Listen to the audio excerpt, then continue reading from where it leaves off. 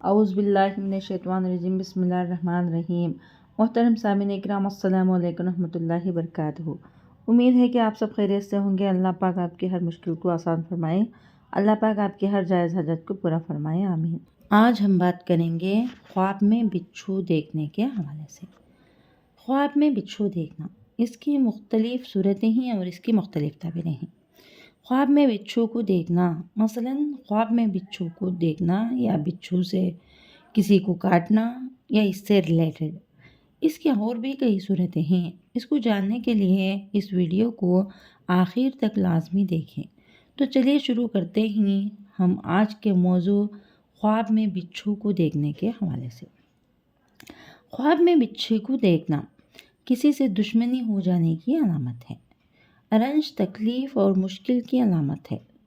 صدقہ کرنا چاہیے کیونکہ صدقہ آنے والی مصیبتوں کو ٹالتا ہے، اور استغفار لازمی پڑھیں۔ خواب میں بچھو کو ڈستے ہوئے دیکھنا دشمن سے تکلیف اور نقصان اٹھانے کی علامت ہے، اس کو بھی صدقہ کرنا چاہیے۔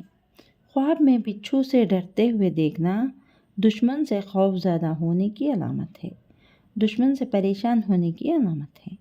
خواب میں بچھو سے ڈرنا دشمن سے نقصان پہنچنے کا خطرہ ہے، صدقہ کرنا چاہیے۔ خواب میں بچھو کو اپنے ہاتھ میں دیکھنا لوگوں کے آپس میں لڑائی اور جھگڑے ڈالنے کی علامت ہے۔ خواب میں بچھو شرمگاہ سے نکلنا عورت دیکھے تو لڑکا پیدا ہونے کی علامت ہے اور وہ اس کا دشمن ہوگا۔ خواب میں مرد دیکھے تو اس کی بھی یہی علامت ہے، لڑکا پیدا ہوگا جو اس کا دشمن ہوگا۔